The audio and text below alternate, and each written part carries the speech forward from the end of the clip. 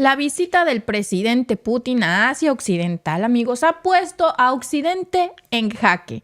Y es una jugada que desafía todas las normas convencionales de la diplomacia internacional. El presidente ruso fue recibido en los Emiratos Árabes Unidos con honores y muy diferente el recibimiento en comparación con los que recibió Biden en su última visita.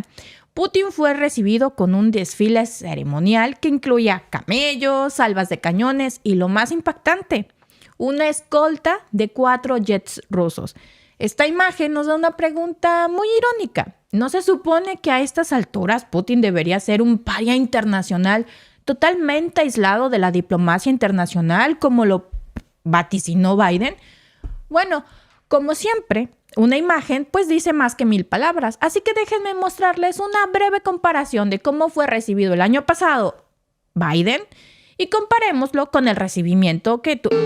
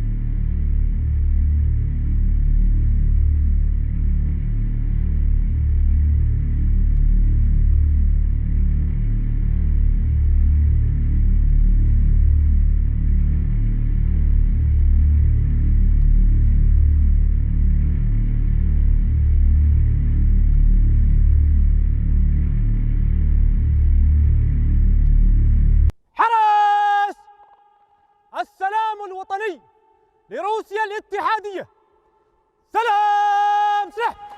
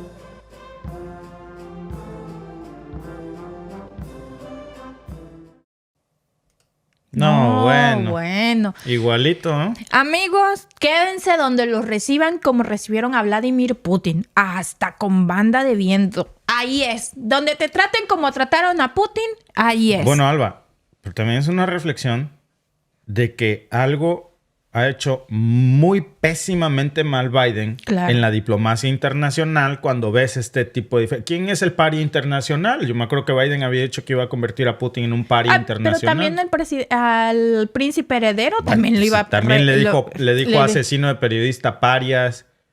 O sea, entonces, al que no insulta le pone una pistola en la cabeza, un cañón o lo que sea, ¿no? O, ya ves que invitó a Xi Jinping y todavía ni bien se iba a Estados Unidos y le dijo dictador. Sí, o sea, es que el tipo tiene un pésimo manejo de la diplomacia internacional. Tanto que, a ver, Emiratos Árabes era la segunda casa de Estados Unidos. Por eso el petrodólar era petrodólar, gracias a Emiratos Árabes Unidos, gracias a Arabia Saudita, ¿no? Mira. Lo reciben por educación, pero vean qué diferencia. Sí. Hay de recibimientos a recibimientos. Claro. Hay el recibimiento por compromiso y hay el recibimiento donde hay intereses más. Entonces, el agasajo a un socio.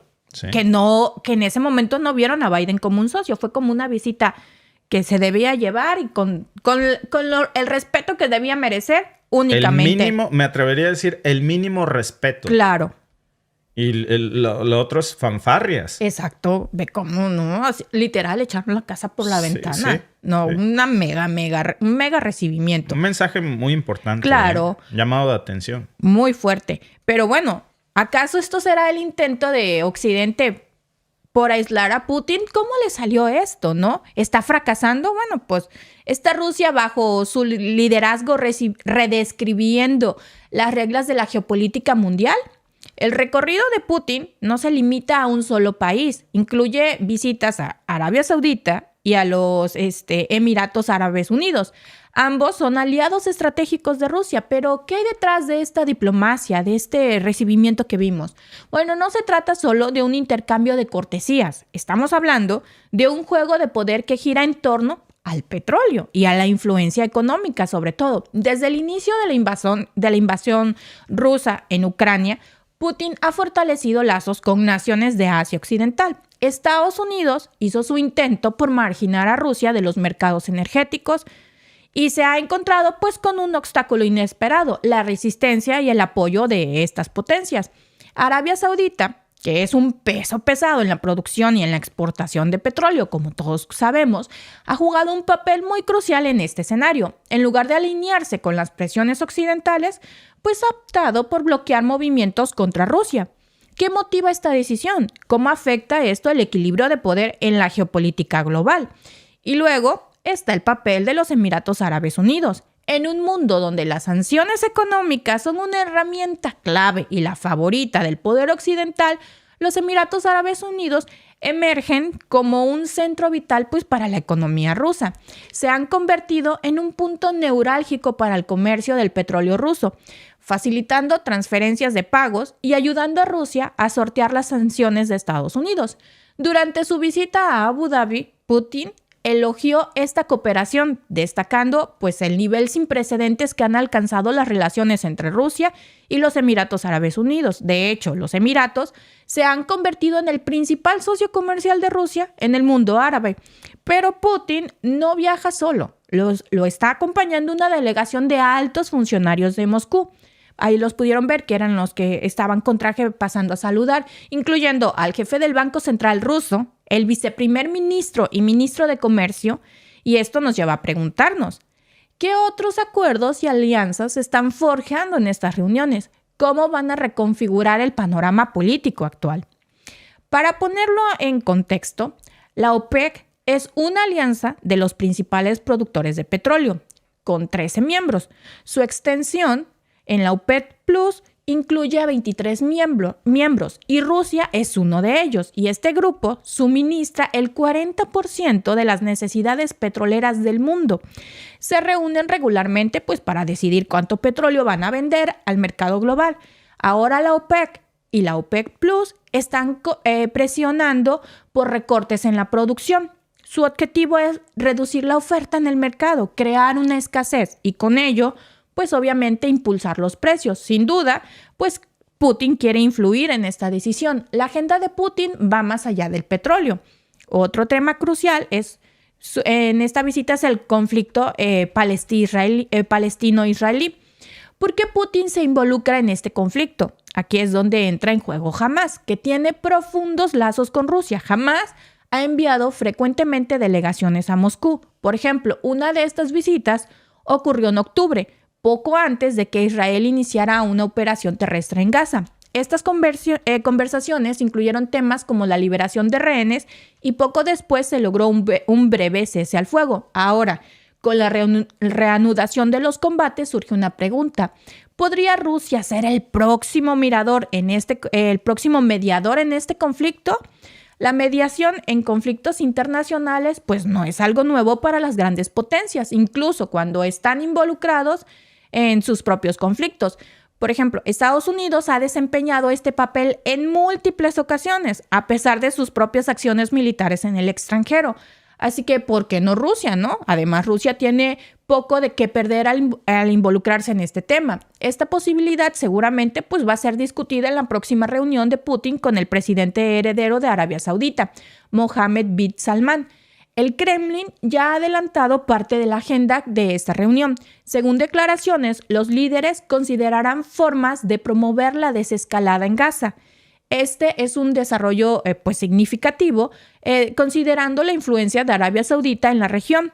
Y pues vamos a estar atentos a los resultados de esta reunión y pues vamos a mantenerlos informados a ver qué pasa. Así que pues mientras Putin se mueve en un tablero geopolítico pues muy complejo, maneja temas que van desde el control de los precios del petróleo hasta la mediación en conflictos regionales. Su habilidad para influir en estos asuntos demuestra no solo la relevancia de Rusia en la geopolítica mundial, sino también la astucia de Putin como líder. Que estos movimientos reflejan una estrategia que busca fortalecer la posición de Rusia en el escenario mundial, también desafiar la narrativa occidental de un Putin aislado y marginado y de un paria internacional, que pues nada más yo no lo veo como paria. Pues no lo... Oye, en un mundo al revés, así es como reciben a los parias y por otro lado así es como reciben al jefe de la nación más poderosa del mundo. Pues es un mensaje muy poderoso, Alba, de que yo creo que nunca a ningún presidente estadounidense se le había recibido así, con tantas limitaciones diplomáticas. Y nunca había arrojado a sus mejores aliados estadounidenses a los brazos de sus enemigos, como Rusia. Y es lo que sucede. Es lo que sucede precisamente en la diplomacia como en las relaciones personales. Es muy común que después de tener un gran amigo y lo vuelves tu enemigo, lo vas a empujar a los brazos de tus otros enemigos, ¿no? Claro. ¿Qué esperas si al príncipe heredero le dices asesino y paria internacional y luego te vas a meter a su casa? Obviamente su papá no te va a recibir muy contento, ¿no? A que papá le gusta que le insulten al hijo. No te va a recibir. Por supuesto, con honores. Claro, te recibe porque sabe que políticamente, económicamente tiene que hacerlo. Entonces te recibe, pero no te va a dar ninguna cortesía de nada. Lo estrictamente políticamente correcto te lo va a dar para estar en buenos términos políticos. Pero no más. Y luego donde más te duele, en la sangre, ¿no? Y además en la sangre de un lugar en donde hay herederos, ¿no? Sí. Es un príncipe heredero. Todavía está vivo el señor. O sea, sí. No, pues cuando se estaban saludando le dije a Víctor, duelo de titanes. Sí. Entre digamos que el papá y Biden. Sí. Ahí apenas hubiera llevado a Hunter también ahí para que se dieran un trago. A ver, nuestros chamacos que lo arreglen a la antigua. Máscara contra cabellera. Nuestros engendritos. Sí. Nuestros querubines, son los querubines, nuestros querubines. Mi querida Alba, no es que te corra. Pero ya me voy. Llégale. Bueno, Alba tiene amigos, una cita en el dentista. Así Entonces, yo nomás me conecté porque ya saben, el chisme es mi pasión. Y quería saludarlos, pero nos vemos al ratito. No se me vayan porque aquí Víctor sigo sigue. yo. Y bueno, antes de despedirme, encargo. Alba, mándale aquí un saludo a nuestro amigo José César. Muchos saludos a nuestro amigo José César Ovalle Mendoza, que todos los días nos ve, dice, mándenme saludos. Claro que sí, amigo. No sé desde dónde nos veas, pero muchísimos saludos y muchas gracias por conectarse. Muchas gracias a todos los que están aquí conectados. Ahí les encargo a Víctor que se porte bien. Si no se porta bien, me mandan un mensajito. Me quedo en buenas manos. Claro que sí. La noticia que abordamos hoy es bastante preocupante, por decirlo menos, para México. Nuestro país se enfrenta a una crisis petrolera inminente. Hay datos recientes de especialistas, nada más y nada menos, que del Centro de Investigaciones Económicas y Presupuestarias, la CIEP, y también hay otros datos de la Universidad Nacional Autónoma de México, que señalan que México se está enfrentando a una realidad alarmante. Nuestro país podría quedarse sin petróleo en menos de una década. El mejor escenario es 11 años, el peor escenario es mucho menos que eso. La pregunta es, ¿cómo llegamos a este punto crítico? ¿Qué significa esto para el futuro energético y económico del país? Esto iba a suceder en algún momento, todos lo sabemos, el petróleo es limitado y algún día se tenía que acabar. La pregunta es si estamos preparados para el día en que esto suceda, que va a ser más pronto de lo que pensamos. Miren, comencemos con los datos más concretos. Según un investigador, Luca Ferrari, que es del Centro de Geociencias de la UNAM, del campus Juriquilla, México, que dice que nuestro país cuenta actualmente con reservas probadas de crudo que equivalen solamente a 6.155 millones de barriles diarios. Para decirlo de otra manera, esa cantidad de reservas representa el 12% del petróleo disponible en territorio mexicano. Solamente el 12%, ¿eh? Imagínense de la gravedad del problema. El 12% y nada más. Al 1 de diciembre del 2023, hace unos días, fue este último corte.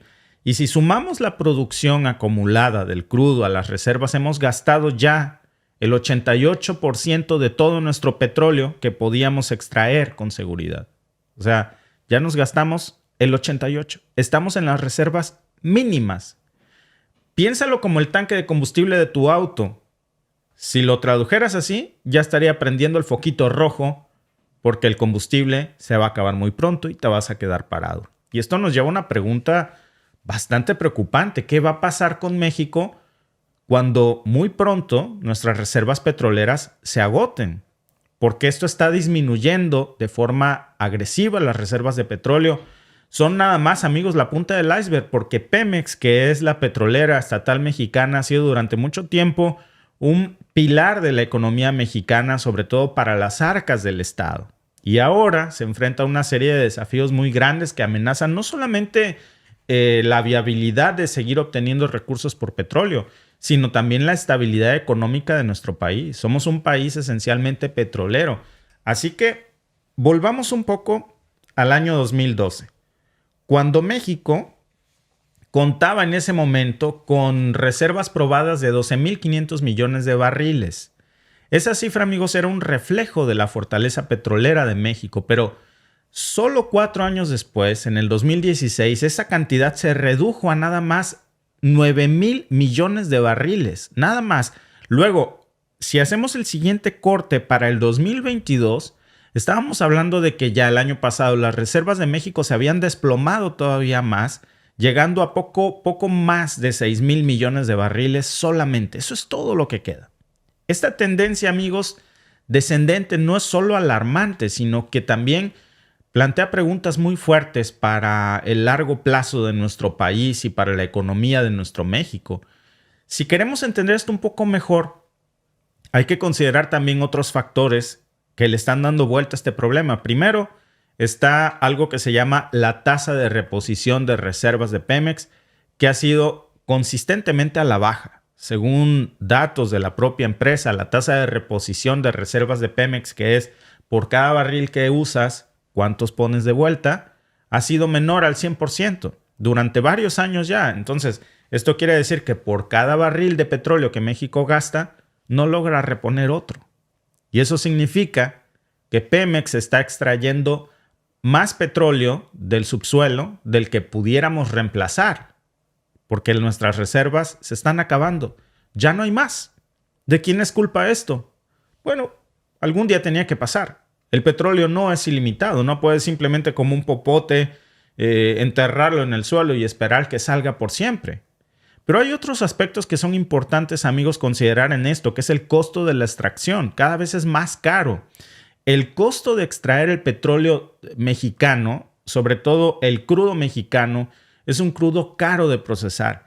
Y además, si a esto le sumamos que se ha quintuplicado en las últimas décadas el costo de la extracción, todavía se complica más el problema. Esto principalmente porque ahora las reservas que México puede extraer ya no son tan accesibles, ya no es tan fácil. Estamos hablando ahora de yacimientos que ya fueron explotados, los que eran más fáciles de sacar el petróleo de ahí, y los que quedan al final, pues son los yacimientos más costosos, que son los que más desafían, ¿no? Los que están sobre todo en aguas profundas. Dejamos al final lo más difícil y, por supuesto, lo que más cuesta en términos económicos y de esfuerzo.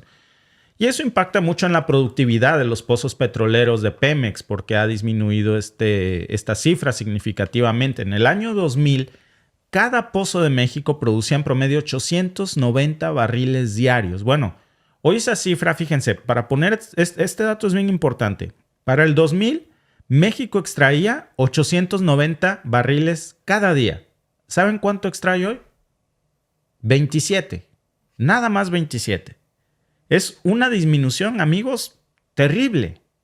Terrible si combinamos el costo de extracción que pone en evidencia los desafíos operativos y financieros que hoy enfrenta Pemex. Entonces, esto tiene un costo fiscal para México, que también es muy preocupante porque Pemex, que históricamente, como ustedes saben, ha sido una fuente muy importante de ingresos para el gobierno mexicano, está hoy al borde de convertirse en una carga financiera. Todo lo contrario, tan solo entre el 2020 al día de hoy, el gobierno federal ha tenido que transferir a Pemex 1.832.000 millones de pesos y apoyos en transferencias. O sea, Pemex pierde dinero, no gana ya dinero. Cada vez es más caro extraer. Claro, de alguna manera le estamos regresando un poco de lo mucho que le dio a México. Y también de los despilfarros que muchísimas administraciones hicieron por años en petróleos mexicanos. Y hoy, bueno, pues los ingresos que México está recibiendo por Pemex en forma de derechos de impuestos apenas superan un total de 1.848.000 pesos. Esto implica, amigos, que Pemex está teniendo una ganancia marginal, si podemos llamarla ganancia. Y para el 2024, para el próximo año, se espera que esta situación aún se deteriore más. Se proyecta, de hecho, que Pemex va a tener no ganancias, va a tener una pérdida neta de 129.167 millones de pesos mexicanos para las finanzas públicas del país. Mal negocio, teniendo en cuenta las transferencias que el gobierno va a tener que hacer y las aportaciones de la petrolera. Mal negocio, pero un negocio necesario, porque simplemente pudiéramos decir, pues no es negocio, ya que no le pongan. Ok, si no le pongan, si no le ponen, ¿cómo va a obtener petróleo México? Esta situación, amigos, no solamente afecta a la industria petrolera, también tiene implicaciones muy fuertes, repito, para nuestra economía, para la salud, para la educación, para la infraestructura de México, para todo lo que se financiaba con recursos que provenían de Pemex, porque México tiene una dependencia, me atrevería yo a decir, excesiva de el petróleo como fuente de ingresos. Es una tradición que hemos tenido por años y sabíamos que también era una bomba de tiempo, especialmente cuando consideramos que en menos de una década se va a agotar. Se va a agotar y entonces en ese escenario ya no va a haber dinero para financiar esas obras que se financiaban de ahí. La pregunta final, amigos, es si México está preparado para vivir sin petróleo. ¿Qué estrategias estamos implementando para asegurarnos un desarrollo económico sostenible y diversificado para el día en el que el petróleo no exista ya en nuestro país? Si analizamos esta situación, amigos, este problema que tenemos en el sector petrolero en México, que también es el mismo, por cierto, que se repite en América Latina y en el mundo entero, porque el mundo se va a quedar sin petróleo pronto, solo que México antes que muchos otros países. Según datos de la Secretaría de Hacienda y Crédito Público, los ingresos petroleros representaron en promedio el 20% del total de los ingresos del gobierno federal en los últimos años. Esa dependencia, amigos, a solo una fuente de ingresos como el petróleo es muy riesgosa. Y además de riesgosa, se enfrenta a cambios globales en la demanda de precios del petróleo, como lo que estamos viendo hoy que está sucediendo con la visita de Rusia en Arabia Saudí y en Emiratos Árabes Unidos. Entonces, amigos, por eso es tan importante que México comience aceleradamente a diversificar en energías renovables, diversificación energética, porque no solo por gusto, realmente es una necesidad que México tiene. No tenemos otra opción más que invertir pronto en energías renovables, como la energía solar, la energía eólica, porque pronto nos quedaremos sin petróleo. Fíjense, según un informe de la Agencia Internacional de Energías Renovables, México tiene uno de los mayores potenciales, de hecho, de energía solar en todo el mundo, con una capacidad estimada de 5 kilowatts por metro cúbico, entonces por día en promedio. Pero, amigos, la inversión y el desarrollo de esas fuentes de energía aún están muy lejos de alcanzar el máximo potencial. La pregunta que queda en el aire hoy es si realmente, repito, estamos preparados para hacer esa transición, porque muy pronto va a llegar el día en donde el petróleo simplemente no exista más ya en nuestro país.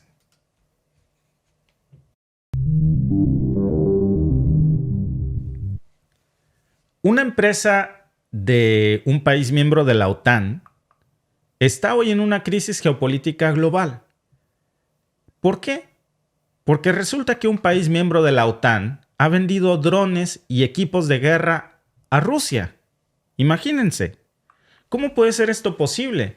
Estábamos hablando de que la OTAN está imponiendo sanciones a Rusia y por otro lado estamos hablando de una empresa de un país europeo miembro de la OTAN que le vende armamento y drones a Rusia. ¿No se supone que Finlandia era uno de los países más, no solo transparentes y respetuosos de la ley, sino uno de los mejores aliados miembros de la OTAN?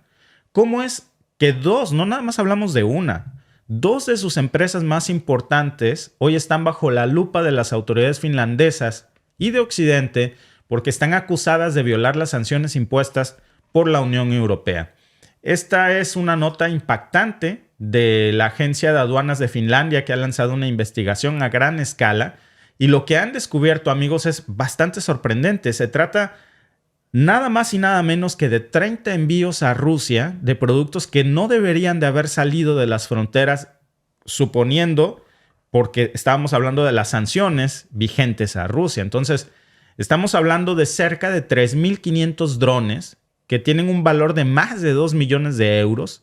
Y además de los drones, también les vendieron dispositivos electrónicos como microcontroladores, semiconductores, que estaban valorados en más de 600,000 euros, que también formaban parte de este lote. Por si todo esto fuera poco, estos equipos estaban diseñados para neutralizar drones enemigos, en este caso ucranianos. Es material de defensa. Y fueron enviados no directamente a Rusia, sino que Finlandia, un país miembro de la OTAN, terció y envió estos drones, este equipamiento militar a Kazajistán a través de Rusia con un valor que superaba los 350,000 euros. Pero esos drones no llegaron a Kazajistán, acabaron en Rusia. Y aquí es donde la trampa se exhibió, donde la verdad salió a la luz, porque ahora no se revelan distintas investigaciones que las empresas finlandesas se encargaban de adquirir esos productos en el mercado internacional, mientras que la OTAN imponía sanciones, ¿no? Y Rusia estaba ocupándose de la exportación, de la importación al territorio ruso de esos drones, de ese equipamiento militar hecho por países miembros de la OTAN. No solamente es una manera de eludir las sanciones, amigos, sino que nuevamente estamos hablando no solamente de un fracaso a las sanciones rusas, sino que encima podríamos decir de alguna manera que países miembros de la OTAN fueron quienes estaban proporcionando ayuda militar o equipo militar a Rusia. ¿Cómo pudieron pensar que nadie se iba a dar cuenta de esto, amigos? En un país en donde todo se sabe al final del día, sobre todo porque son miembros de la OTAN, cuando hay relaciones internacionales de comercio que van a exhibir esto al final del día. Y no solamente es Finlandia, fíjense, la que está involucrada en este escándalo internacional. También son los Países Bajos. ¿Saben de quién estamos hablando? Reino Unido, Estados Unidos y hasta la Interpol hoy ha estado entrando en acción colaborando con estas investigaciones en contra de Países Bajos. Repito, Reino Unido, Estados Unidos y hasta la misma Interpol hoy está investigando a Países Bajos y a Finlandia porque están sospechando que hay todavía mucho más en este entramado de equipamiento militar que usó Rusia, fabricados en países miembros de la OTAN. Es un asunto bastante complejo, amigos, que tiene muchas capas.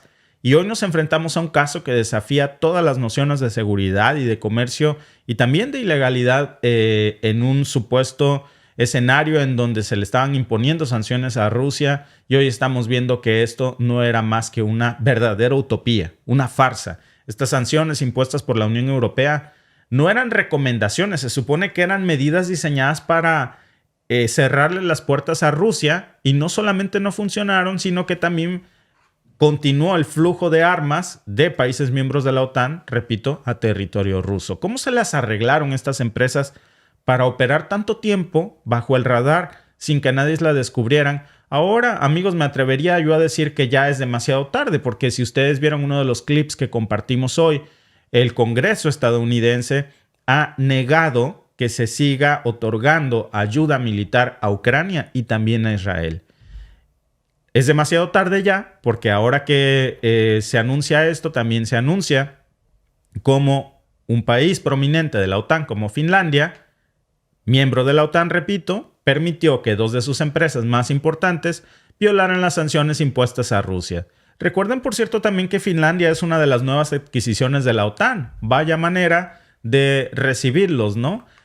Vaya manera de asegurarse de las eficacias de las sanciones occidentales que no han funcionado. Sobre todo, amigos, si valoramos el escenario desde la perspectiva de que estas sanciones se supone que iban a ser el arma final que iba a frenar a Rusia en su avanzada, en sus intervenciones militares en Ucrania. Entonces, hoy, según informes, nos damos cuenta de todo lo contrario. No ha funcionado ni las sanciones al gas ruso, ni las sanciones al petróleo. Y finalmente, también la misma OTAN, como cereza en el pastel, ha sido quien ha estado en varios de sus países ahora miembros, pues sosteniendo el flujo de armamento, entre otras cosas, a Ucrania. Es bastante irónico y me atrevería yo a decir también que ridículo. La noticia de hoy, amigos, que nos lleva a un rincón del mundo en donde la tensión está creciendo de una forma peligrosa, apunta a América Latina. Y es a Venezuela. Nicolás Maduro dio un giro bastante inesperado en su política exterior. Le subió el tono al discurso en el conflicto de la Guyana por la región del Esequibo, que es un territorio, por cierto, más grande que Portugal, si pudiéramos compararlo con algo. Pero no nada más estamos hablando de un territorio que es más grande que Portugal. Estamos hablando de un territorio que está repleto de petróleo y de oro. Entonces, no solo tiene un potencial petrolero que está captando hoy la atención internacional, sino que también está sacudiendo y elevando las tensiones entre Washington y Venezuela. Yo creo que la pregunta que tenemos que hacernos es ¿qué busca Maduro con todo este discurso en donde no solamente se está hablando de la Guyana, sino que también se está hablando de potencias globales como Estados Unidos? Deber y no creer, pero resulta también que el gobierno de Nicolás Maduro le ha puesto un ultimátum a empresas petroleras estadounidenses después de que se realizara este referéndum el fin de semana pasado. Si ustedes recuerdan, hace unos días hablábamos de lo que sucedió el domingo, en donde se realizó esta participación ciudadana y se designó ahora a un representante venezolano para el Esequibo y se han desplegado incluso ya tropas militares venezolanas en la frontera. Y ahí no acaba la cosa, para que entendamos un poco más cómo está escalando esta situación que podría, amigos, terminar en una guerra por petróleo en Latinoamérica. Maduro hoy ha lanzado un ultimátum a compañías petroleras estadounidenses principalmente, incluyendo a ExxonMobil, uno de los gigantes más importantes de Estados Unidos que opera en el Esequibo, y les ha dado un ultimátum de 90 días para que saquen sus chivas y se vayan, para que paren las operaciones de extracción de petróleo y para que se pongan al día con lo que él considera es el derecho venezolano. Amigos, este es un acto que hoy Venezuela lo está presentando como un acto de soberanía y Washington lo está presentando como un acto de provocación. Vamos a ver qué fue exactamente lo que sucedió y cómo esto podría escalar militarmente muy pronto.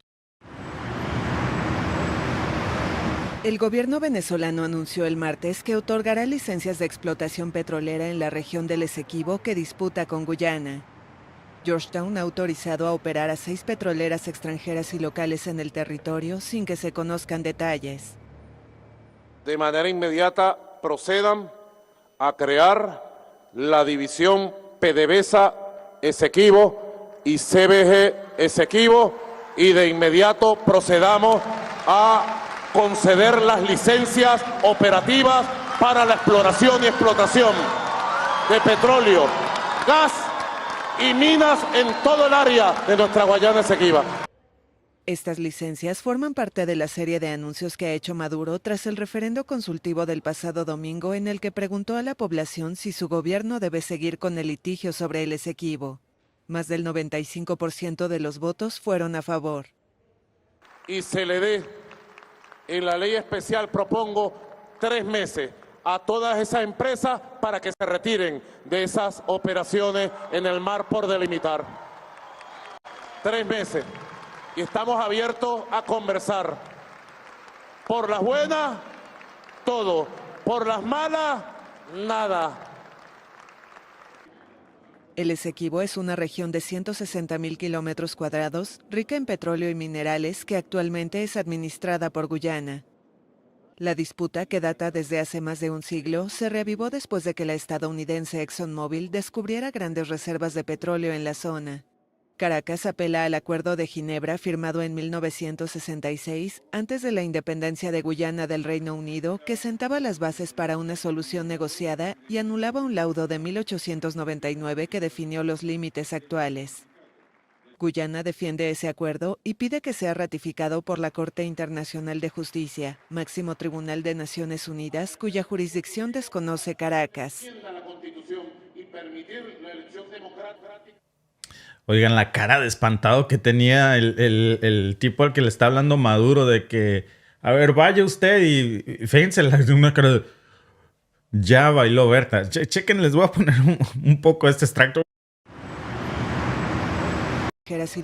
Procedan a crear la división PDVSA Esequibo y CBG Esequibo y de inmediato procedamos a conceder las licencias operativas para la explotación. Su cara de, ay no mames.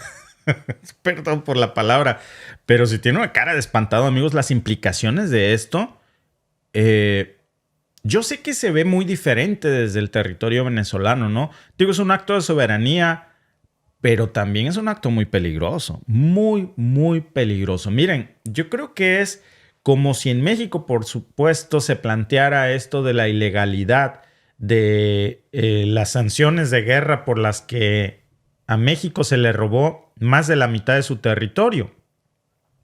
Y si México hoy no reconociera eso a través de un referéndum y se declarara que pues México recupera automáticamente producto de ese referéndum la mitad del territorio mexicano porque no reconocemos ese acuerdo y se dibujara un nuevo mapa, por supuesto, para los mexicanos sería un acto de soberanía, un acto, me atrevería a decir, heroico, pero también un acto heroicamente kamikaze y peligroso, porque estamos hablando de una confrontación en donde se ha puesto un ultimátum a una de las compañías más poderosas petroleras de Estados Unidos que no tienen escrúpulos para, por las malas, ellos no por las buenas, hacer lo que sea. Golpes de estados, guerras, intervenciones militares. Amigos, estas empresas de petróleo están manchadas con sangre. En la historia de la humanidad lo hemos visto. Por lo pronto ya Guyana no se ha quedado así nada más. Ha solicitado formalmente ya ayuda, adivinen a quién, a Estados Unidos para defender su territorio. O lo que consideran su territorio, al igual que Venezuela. Y la pregunta es si Estados Unidos le va a dar ese apoyo o no, considerando que está en el entresijo de esto ExxonMobil, una de las petroleras más perversas e importantes, más poderosas de Estados Unidos. ¿Del lado de quién creen que se va a poner la ayuda militar y el compromiso militar estadounidense? Este pedido que ha hecho la Guyana para que se mantengan conversaciones entre el presidente de la Guyana, Irfan Ali, y el secretario de Estado ya Antony Blinken, que, por cierto, Antony Blinken, fíjense, ya salió a ofrecerle un apoyo inquebrantable a la soberanía de Guyana. Pero, por supuesto, lo que quiere decir Antony Blinken de otra forma es vamos a proteger con todos los intereses de ExxonMobil. Luego está el tema del Consejo de Seguridad de las Naciones Unidas, que ahí sí, más presto que en el asunto de Gaza, hoy está planteando discutir este asunto en una reunión a puerta cerrada, porque lo que se están pisando aquí son intereses petroleros, amigos.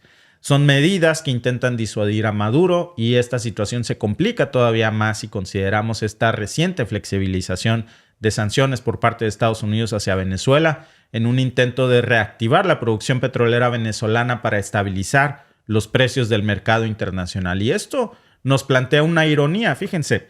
Mientras Estados Unidos busca aliviar su dependencia del petróleo ruso mediante Venezuela, Maduro parece estar jugando ya sus propias cartas en el Esequibo. Y esto, amigos, es una estrategia que hay que cuestionarnos si está bien pensada o si es un acto desesperado para, digamos, generar una disputa que lo va al final del día a ubicar en una posición aún más aislada en el escenario internacional. Luego está el tema de que Maduro ha amplificado ya la presencia militar en la frontera con Guyana y ha publicado, de hecho, déjenme mostrárselos, un nuevo mapa de Venezuela, que es ese que ven ustedes ahí. Vean el tweet que dice Maduro: ordené de manera inmediata publicar y llevar a todas las escuelas, liceos, consejos comunales, establecimientos públicos, universidades y todos los hogares del país el nuevo mapa de Venezuela con nuestra Guyana Esequiba. Este es nuestro mapa amado. Redibujó ya el mapa de Venezuela.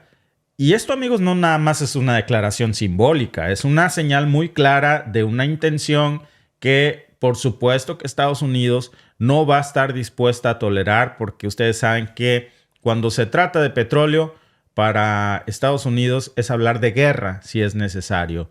Y la movilización de tropas venezolanas a la frontera guyana, amigos, pues nos habla de un camino que es muy probable que concluya así. Incluso Brasil, con Lula da Silva, ha decidido desplegar efectivos militares en la frontera ya con la región como una medida de precaución.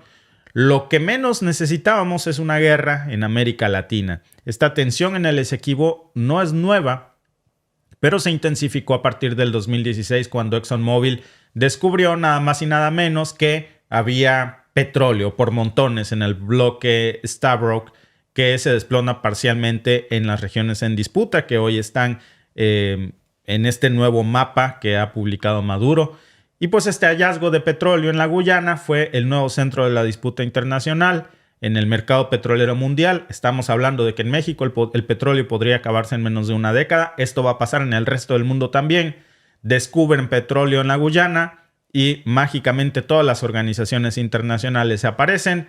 Toda la solidaridad internacional se hace presente en un territorio que no es muy conocido en el mundo porque es demasiado pequeño, pero que hoy se está poniendo de moda y para mal, porque es una polémica que podría acabar en un conflicto militar en América Latina. Hay muchos expertos que hoy están hablando de que es muy poco probable de que haya un conflicto militar en el corto plazo, porque dicen que Maduro busca más una distracción electoral, para levantar su popularidad y una forma, por supuesto, de presión para tener una baraja de cambio con Washington para que no impongan de vuelta las sanciones a cambio de llegar a una negociación en el Esequibo. La cuestión es que no se puede descartar que se está jugando en una línea muy delgada en donde si la vuelta le sale bien, como dirán mis amigos colombianos, pues estaríamos hablando de una jugada maestra, pero si le sale mal, estaríamos hablando de un conflicto militar, de una intervención militar estadounidense en América Latina, ¿eh? Por eso estamos en un juego de ajedrez geopolítico, amigos, muy delicado, muy riesgoso, que se está jugando precisamente ahora del lado de América Latina, como si no tuviéramos ya suficiente con las disputas que estamos viendo en Gaza. Ahora vemos cómo se redibuja el mapa de Venezuela, incluyéndose estos 159,000 kilómetros cuadrados del Esequibo, llenos de petróleo, llenos de oro, que actualmente estaban administrados por la Guyana, pero pues que dice Maduro, ya no más, son nuestros. Y vamos a ver en qué termina este conflicto, amigos. Dios quiera que no termine en un conflicto militar, pero todo indica a que desde el momento en el que se están militarizando las fronteras es que esto podría simplemente acabar mal.